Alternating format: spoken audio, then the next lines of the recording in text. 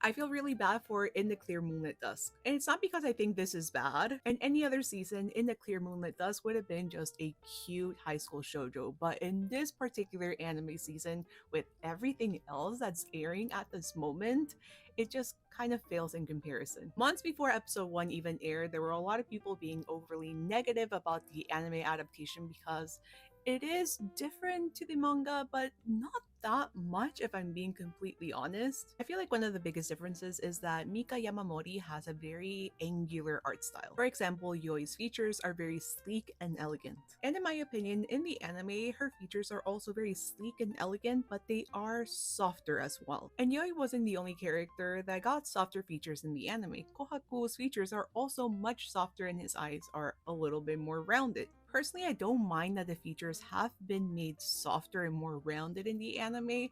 I just kind of wish that they would have bumped up the intensity so you do get a little bit more of that contrast in the shadows. Because let's be real, the anime's art style is very similar to the more recent volumes of the manga. You can see that Yoi's features drawn by the creator Mika Yamamori are also much softer and rounded. Putting these side to side, the art style isn't too far off. We do also have to keep in mind that the studio behind this adaptation is the same studio that handled the A Condition Called Love anime, and the art style is quite similar. Personally, I did enjoy the first episode of In the Clear Moonlit Dusk. I am coming from an anime-only perspective. I do have volume 1 of the manga, but it's one of those that I picked up when it came out and then it just got lost among everything else that I owed. So I'm gonna be much like a lot of the audience watching this series, like brand new to the story and the characters. So overall, I just thought this was cute. It's a very simple plot and I don't mean this in a bad way. It's just a high school romance between the two princes at school. One of them happens to be a girl and the other one the popular boy at school. Despite the fact that I feel like this is by far the most simplest shoujo anime airing this season,